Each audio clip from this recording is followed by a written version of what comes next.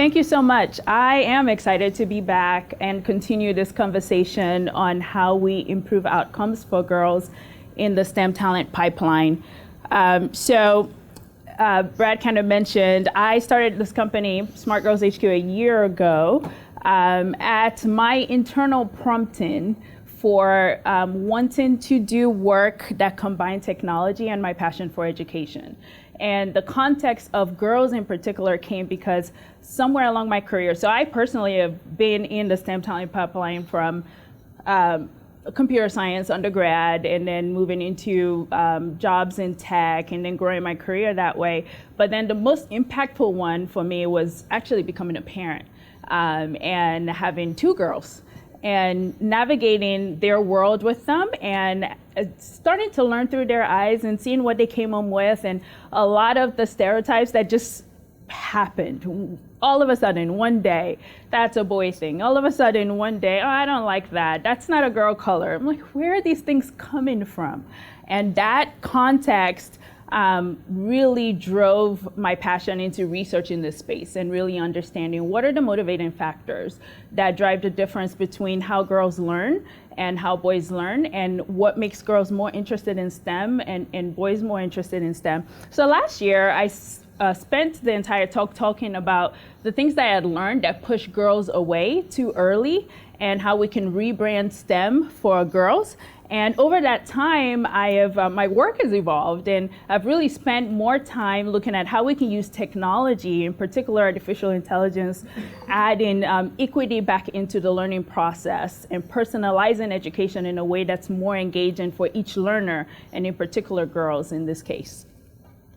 So today the agenda is simple. I want to start, we always start with just giving you context about the conversation we're having. What is the state of women in tech and the state of women in STEM in general?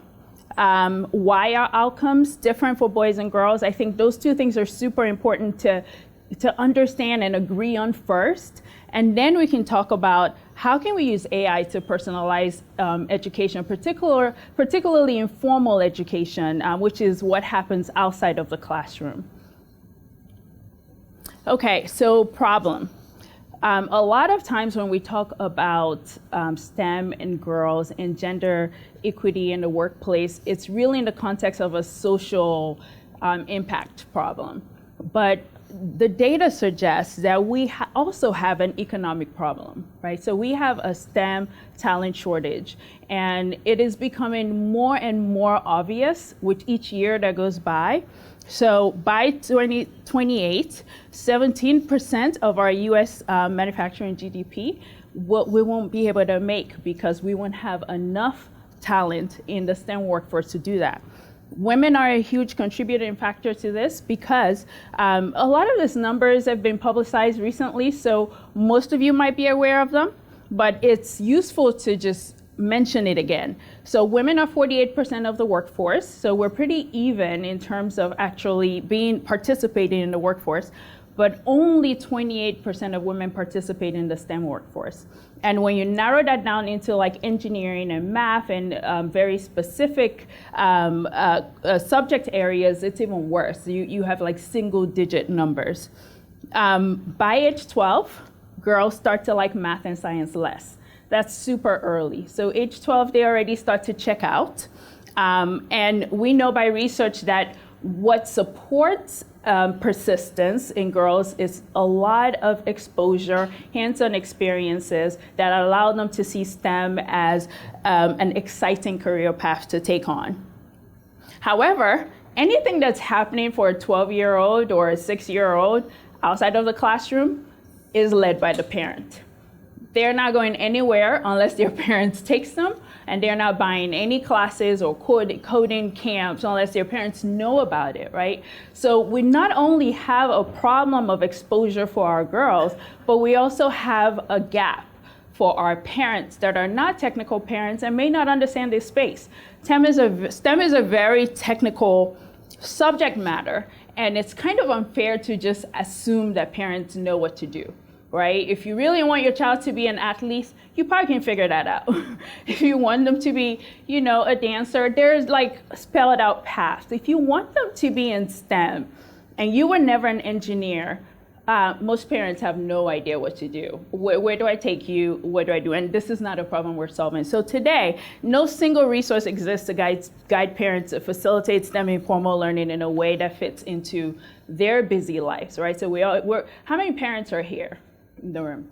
Perfect. How many people have girls? How many people have nieces? So almost everybody has an impact to some girl in their life, right? And what I'm telling you is before age 12, your impact matters the most, right? But if you don't know what to do, and if you don't know how to make this fit into your life, it's really difficult. And so that's the problem we're solving for. All right, so some facts really quickly. If we zero into STEM, in tech specifically, IT jobs held by women, 25%, and then it just goes down from there. Computer science degrees held by women, 18%. Female leaders at tech companies, 15%. All the way up to tech startups by women, 5%, right? So not great numbers. The participation is really low. And we talk about big tech companies, there's a lot of data coming out, tech companies wanting to be more transparent about their efforts. So it's not all bad news because there is some progress. So Indiegogo up there, they're doing something right. If you're looking for your next job, just kidding. But they're at 50-50. I don't know what they're doing, but good. Pandora, and then it kind of goes down from there. But a lot of the consumer favorites like Uber and Facebook, Google, you can see they're lower down on the list at 31%. And this is kind of an eye chart. So if you look at just that first column where it says, which is gender, the purple is female and the light green is male. So you can kind of see how it tapers up, tapers down all the way to NVIDIA. So in tech, some companies are doing well, and even more recently, this data is from 2017, companies are doing more and more to get more women in tech roles. When we talk a lot about the pipeline for STEM being very leaky, and that's the problem. So this is a good snapshot of what that pipeline kind of looks like, right? The first thing to notice is men also leave STEM, right? We always talk about girls leaving STEM, but male learners also leave STEM. So the pipeline is leaky for male and female students. The problem is it's super leaky for females because the pipeline for females is not expanded enough, right? So by the time you work through, okay, I took a STEM class to now I'm doing a STEM course in college all the way to my first choice as a career is tech, we're at 3% for females compared to 15% for males. And this data is from 2017, but just last month I experienced this as I took my daughter, she's 7, to coding camp for the first time. So obviously I'm a huge STEM advocate, and I've been like obsessively checking all the camps for when she could do one because she's young. And finally someone could take a 7-year-old. I'm like, yes, let's try it. Let's see if she's going to be interested, because if she's not, fine, but I needed to know, like, are you going to like coding? So we went, she's excited, I'm excited, we get there, we're in line because they hadn't started yet, and the line's building, there's like 20 people in line, and all of a sudden I notice, and I literally am breaking out in sweats, there are boys, all of them. And I'm like, oh God, is she gonna like this? This is a whole week. She's gonna be with these boys the whole week. Is this gonna turn her off? So this is all going on in my head. I didn't say anything because good mom, right? so I'm just kind of thinking about this, and I look at her, she doesn't notice it. I'm like, okay. But thank goodness, I already knew that she was going to have a friend in class because another mom and I teamed up, and she's here actually, and we signed our daughters up for the camp. So I knew that her friend was going to come. But in that moment, I realized, I'm like, this is the pipeline. This is one summer, one camp, like 15 boys, 2 girls. That's where we're at. That's the reality. No matter whatever fantasy metrics we put up, parents are not taking their kids to these camps. Girls are not having these same experiences that boys are having, which translates to a very, very leaky pipeline down the line. Why does this matter? Well, so according to the Future of Jobs report, the kids that will be graduating in 2024, so the ones going into high school now, I guess, right? When they go to LinkedIn or whatever it is in 2024, or like Indeed or ZipRecruiter, these are the jobs that are going to be listed. Those are their options. These are the future jobs. And a lot of the jobs that exist today are phasing out. There are a few that are still stable, but these are the new jobs that are going to be on that list. And if we only have 3% of girls prepared to take any of these jobs, and if you just read through it, all you can see is STEM, STEM, STEM, STEM, STEM, STEM, STEM, STEM, STEM, then, what options are they left with, right? They've already eliminated themselves way early in the pipeline before they even get to what kind of career options are going to be plentiful by the time they're ready to work. Okay, so investing in girls in STEM is really a long game. That's the bottom line, right? It needs to start at 12 and before. Because again, girls are making those decisions super early. So 3M does a State of Science Index every year.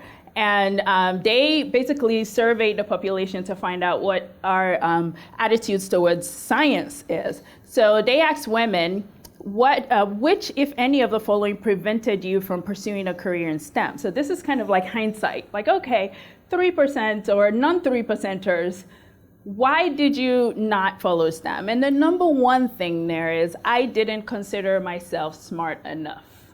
Number one for women. Second, I didn't do well in math. I wasn't interested in these subjects, so interests. I didn't study enough. I didn't do well in science, so I didn't do well in math. I didn't do well in science. Not interested. I couldn't afford it to do the advanced learning. And I didn't realize what types of career opportunities are there. So the theme is clear. Either there's some problems around self-efficacy, like, is this something I can do? I don't like it.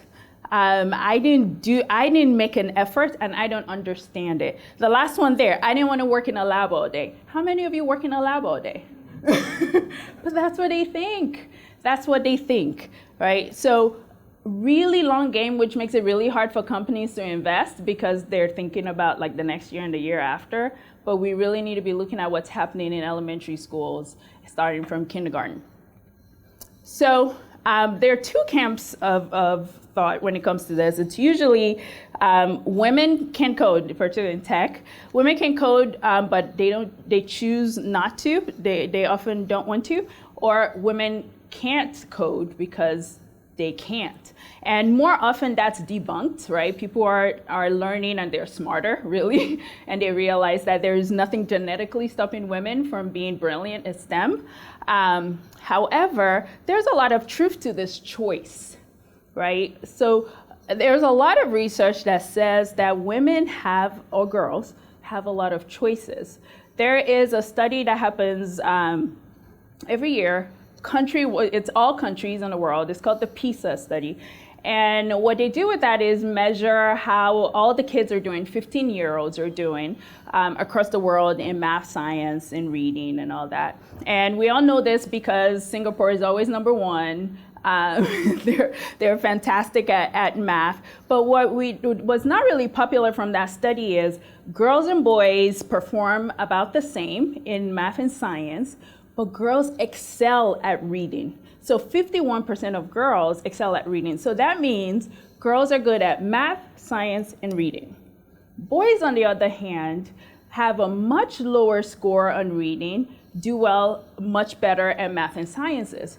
So you can see where I'm going, right? It's like, I can do all of them. These ones aren't cool. I'm gonna do this thing. Boys are like, this is what I'm good at, I like it.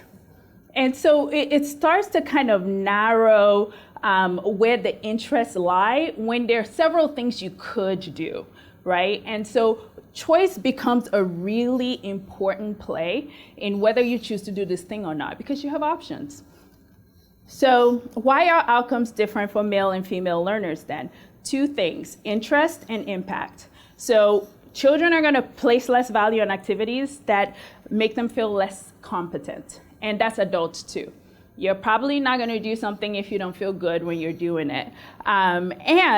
Women in particular express preference for people-oriented things versus things, object-oriented things, because we have a social orientation towards altruism. Now, is STEM a non-people-oriented career? No. But for some reason, kids don't get that. That's not visible to girls, right? Or to kids in general. Girls care about it. Boys might not be thinking about it yet. But because of this, girls immediately start to think, STEM's not interesting. I'm going to work with things. I'm going to be in labs, right? So these two things primarily are kind of like roadblocks. One of my favorite ways to illustrate this point, I was actually talking to a group of middle school kids. There were maybe 10 of them. And there were even 5 boys and 5 girls. And I asked them, I said, if I put a drone on the table right here, who would be super excited? And the boys didn't even think about it. They just threw their hands up. Like, yeah, that would be cool. And none of the girls, not one, raised up their hands. So I said, boys, why are you excited about the drone? And they said, because it's a drone. That was the simple answer. Because it's a drone, duh, like it's cool, it's gonna move, it's gonna do its thing. And I asked the girls, why aren't you excited about the drone? And they said, because it's a drone. The exact same answer is, for a girl, a drone in itself is not interesting. What a drone could do might be interesting, but a drone is not interesting. For a boy, perfectly fine. Don't need to know anything else. So I start telling the girls a story about a company actually in Davidson. A student group out of Davidson University, I don't know where they are in their development now, but they're working on drones that wash windows. And this is really important because high-rise buildings like this, the windows need to be washed, and human beings do that. And many times a year, those human beings fall and die. And so the drones now doing that really solves a huge problem. And so when I tell them that story, immediately their eyes light up. All of a sudden, in context, okay, tell me more about this drone thing, right? Complete game changer in the same conversation. But think about how education normally unfolds. We buy things. We throw a bunch of Legos and drop it on the table. We buy a 3D printer and put it in a maker lab. We just put things there. And boys are naturally, they're cool with that. They're gonna go play with it, they'll tinker with it. But for a girl, you haven't done anything for her. You haven't really given her an opportunity to understand how these things can make any difference in the world, which is what she's interested in. And you probably haven't given her enough instruction on how it even works, because boys don't need instructions, right? They don't ask for directions, right? So they're gonna go take the drone and pull it apart and all that. And the girl's gonna look at it and be like, well, how does this thing work, right? I have a big problem with maker spaces that are not guided. Because if a girl works into that space and you have a saw, that's fantastic. Well, how does it work? I'm just supposed to try and then cut my finger? No, thank you. I won't, right? So you already put this wall up because you are not giving guidance for this learner that needs it versus the other learner that doesn't, right? So naturally, our learning is just so much more by default. What we do is just hear things, and boys go with that, they're good. But the girls are left behind because their exploration requires a little bit more context. So we're doing some work with a school in Charlotte, and it's a STEM school, and we're gonna pilot a year-long program with the girls at this school, 5th graders. And so in preparation, we did a survey of the entire 4th grade class and the entire 5th grade class, just to kind of see what their STEM attitudes were. Really interesting, just to illustrate that point, around age 12, right? 4th grade, female is the green, male is the blue. 4th grade girls enthusiastic about STEM. That question there is, I am interested in STEM subjects and careers. Switch to 5th grade and less enthusiasm for STEM, and the boys increase. Almost like it's weird. When I saw when we printed this data and looked at it, it's literally flipped. right at age 12, about then, they start to lose that interest. And you know why? Because about 5th grade, the work gets more technical. It's a little bit more serious, right? We're not just like doing things and making things and experimenting with things. Now it's more like there's a lot more book stuff. It's not fun anymore. It's not as hands-on as it should continue to be, really, in our education system. Last point around here, the how for girls, as I mentioned, is a little bit different. You can see this report showing when kids have free time, what they like to do in their free time. Big difference between what a boy would do and what a girl would do. Boys want to be active. Girls want to use their imagination. Girls want to make things versus boys not really caring about that. So when you think about if you're creating a product, a STEM product, and you're creating a STEM product for boys and girls, how are you going to hit all these things, right? You're either going to go one way or the other. And we tend to go the boy way, unless you're really intentional about what's going to drive a girl's engagement. So compare these 2 videos. This first one is the top STEM toy last year, according to Smithsonian magazine. Introducing Turing Tumble, a completely new type of game where kids build mechanical computers powered by marbles to solve logic puzzles. Use ramps, crossovers, bits, interceptors, gears, and gear bits to build mechanical computers that can generate patterns, do logic, add, subtract, multiply, divide, and more. As a computer, its capabilities are limited only by the size of the board. In the puzzle book, players become Aaliyah, a deep space engineer who crash lands on a forgotten planet and must solve a series of 60 puzzles to escape. The puzzles lead the player through a series of discoveries while they build critical thinking and raw coding skill. Kids learn best when they can use their senses to explore new concepts. Turing Tumble lets kids see and feel how computers work. And adults, this game is not just for kids. Even if you're an expert programmer, we guarantee you'll find the ladder puzzles a formidable challenge. Order your own copy of Turing Tumble and discover how simple switches, connected together in clever ways, can do incredibly smart things. Yeah, we did it. What did you guys think? Any adults just jump in to go get some Turing Tumble action? It said it's not just for kids, right? Okay, so let's see this one.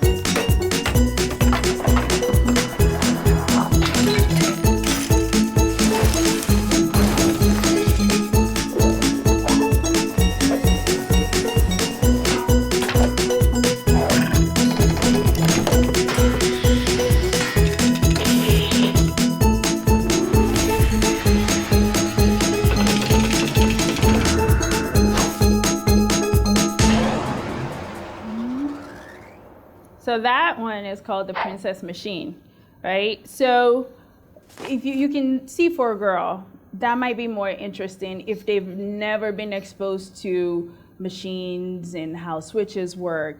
that might even just get them started on the path. I don't know about turn and tumble. That might be overwhelming to start with, right? But that's what's on the market, right? So it's not, is one better than the other? Where I'm really driving to is the need for personalization. One girl might be bored by the princess machine because she's good with machines, and that's just silly, right? So she's ready for turn and tumble. Another girl, that's overwhelmed. It's too much. Now I'm done. I'm not even gonna consider machines. They're scary to me, right? But if she saw that, would have been like, oh, I get the concept, okay. And then we're taking baby steps all the way until she gets to a turn and tumble. That's the magic of what personalization in education can do, and really for girls, where every girl is somewhere on the spectrum depending on what their personal interests are and what STEM is. It's like this mysterious thing, and then they're here. But it's not really that far of a distance if you can put a path together that makes sense, that takes her from familiar slowly all the way to, okay, unfamiliar, but you've helped me get there. So when you're solving for choice, which is what we're solving for here, right? A girl's gonna make a choice around age 12. Personalization becomes important. And I'm not the only one that thinks so. Netflix does, and Google, and Amazon, and everybody else that has personalized your experience because they're trying to inspire a particular choice. Personalized learning is not new, right? So a lot of teachers would do this by hand, and they try their very, very best with their huge classrooms to personalize education. But if you had a classroom of one student, one teacher, perfect environment, that teacher is super tuned into what that child needs and will adjust along the way. We don't have that. And so how can we scale personalization? This is really where technology comes in, and it's developed enough to be an effective teacher's assistant and really take away the burden of the time it takes for a teacher to figure out each child and really help support that process. And that teacher could be in the classroom, there's AI going on in the classroom, but I'm really looking at AI even at home so that you as a teacher, for your parent, for your niece, have some navigation where you have no idea where to begin when she's starting her coding journey, or she wants to build things, or she decides she wants to make her own cosmetic products. Whatever it is that exploration is, she needs a guide, right? And that guide needs a guide. And that's what AI can do. And particularly this balance between overwhelm and boredom, right? So what's enough, what's too much, and how do you scale back, scale forward, scale back, scale forward so that you don't push the learner away? So as I mentioned, the particular strand of AI that I'm interested in is recommender systems. And we experience that every day through our regular daily consumer services. Recommender systems basically try to narrow down your choices from a ton of choices and help you create a path. So Stitch Fix says, hey, you don't have time to shop. I'll figure out who you are and I'll get you exactly what you want. So does Netflix, right? So we can both log into an account and see the same movie, different covers, which is amazing, right? Can we do that with learning? Boys and girls learning the same thing, but different themes that get them into that really jazzes them up, right? So I have partnered with UNC Charlotte's College of Computing and Informatics. The team there, led by Dr. Mary Lou Mayer, has been working on a particular different kind of recommender. So typical recommender systems, they have been criticized because they tend to just recommend more of the same, right? So if you go to Amazon, you bought candles yesterday, it's gonna tell you, hey, here's cooler candles that you can order. And because of that, there's some inherent bias in recommenders, right? It's just gonna give you more of the same or more of other people like you, but doesn't really expand your horizons. So Dr. Mayer's team has been working on a curiosity-inspiring recommender, which the entire idea is, I want to open up a whole new world to you. If you like this, I'm gonna take that and introduce something else to you that you would not have thought about, but you would still like, because I have taken the elements of what you originally liked and made sure there's enough of it in this new thing I'm introducing. And I keep doing that and doing that until you're in a completely unfamiliar land, but it is now familiar, That's essentially the idea of the research that she's been doing. They've done this, piloted it through an application called Peak. So Peak is a research paper sequence generator. And basically what that means is the data set is a bunch of research papers, and you are able to get recommendations on research that you might be particularly interested in but would never have discovered otherwise. So that's kind of how they've used this so far. Here's kind of what it looks like in its infancy. So it starts with a profiler. So it asks you, what do you already know about? Because it wants to make sure it introduces new things to you. And then it gives you, it sequences 9 papers. So starting from you're most familiar with this all the way to your least familiar. And the idea is that you start and you keep moving. And then the last bit is that you're able to provide some feedback, as AI needs feedback to be better. So what we're doing with it is creating an application for parents that will allow you to build a profile for your child based on your interests, based on your family's interests, based on that child's interests. And then we will create an initial sequence of age-appropriate recommended activities that are familiar to current interests.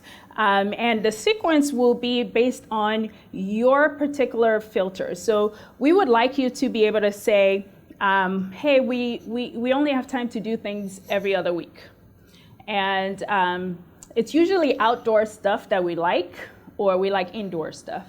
We read more than we do experiments, right? So you're able to customize and say, this is what our life looks like. We only have 30 minutes at a time, for example.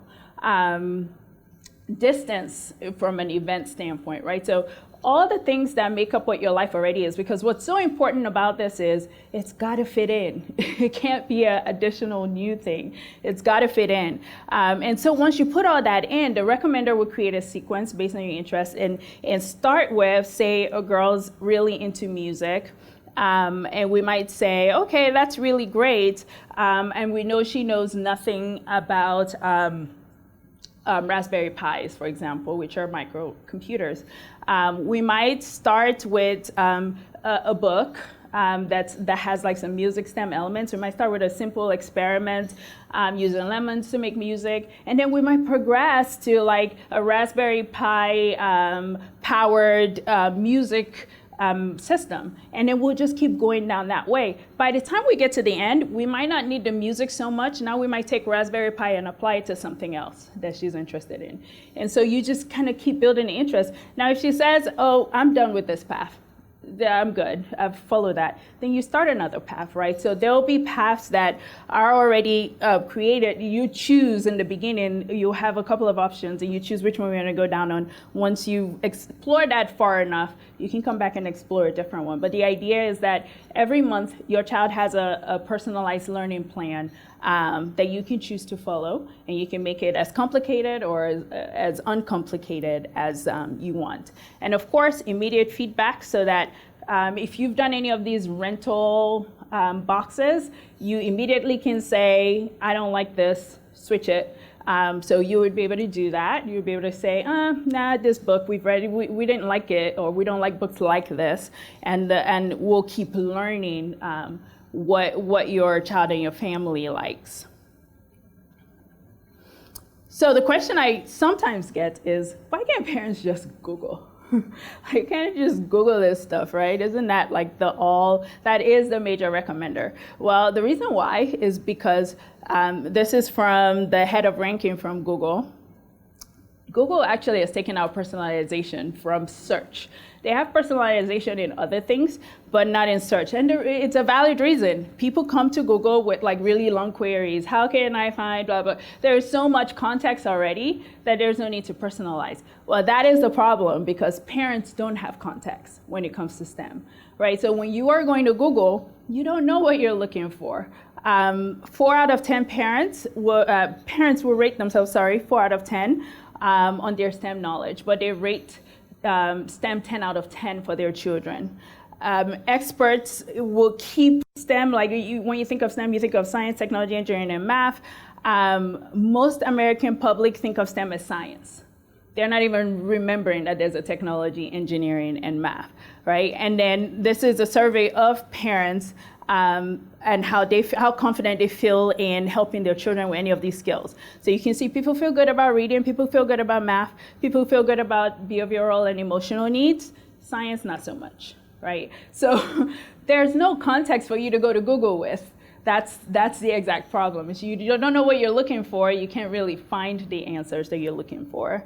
And so we got invited by the NSF to submit a full proposal for building out this recommender in collaboration with UNC Charlotte. So we're excited about that and looking forward to development. Although working with a university makes things slower, it also gives you really nice free resources, so it's kind of this balance. But in the meantime, we are doing a lot of offline work to learn what is interesting to girls in a real life form, so that what we learn there, if you're a good technologist, you know that you automate manual processes. And so we're spending a whole year with 28 fifth grade girls doing what we want to do with technology at scale, so that we can put that into the technology and make sure that it's super useful once it's developed. So if you are interested in volunteering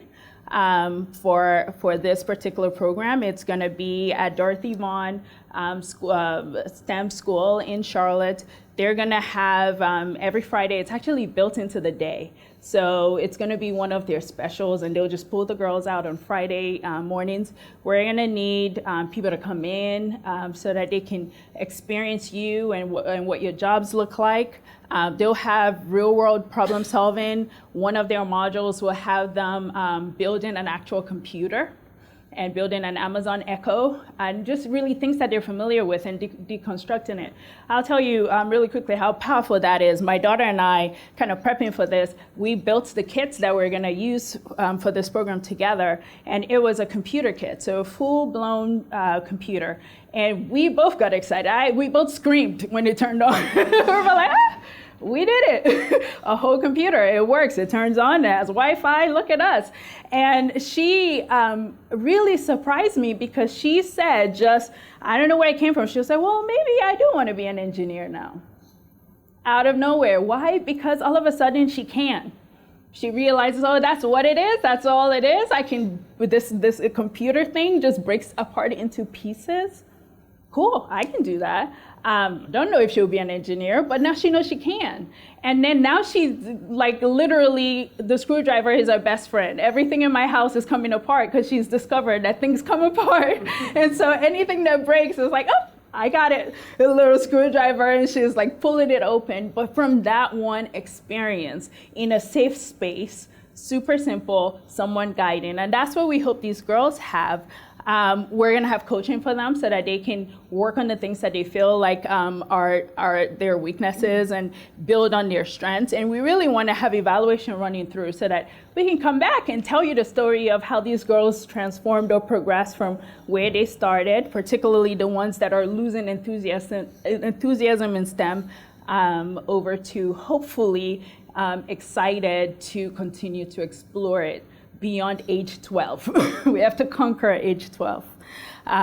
Anyway, we'd love to leave you with this last quote. Maggie Wilderotter, she took over Frontier Communications years ago and was the only woman in like the sales division of like 500 people. And when she took over, after a couple of years, she of course transformed that and brought a lot more women into roles in the company.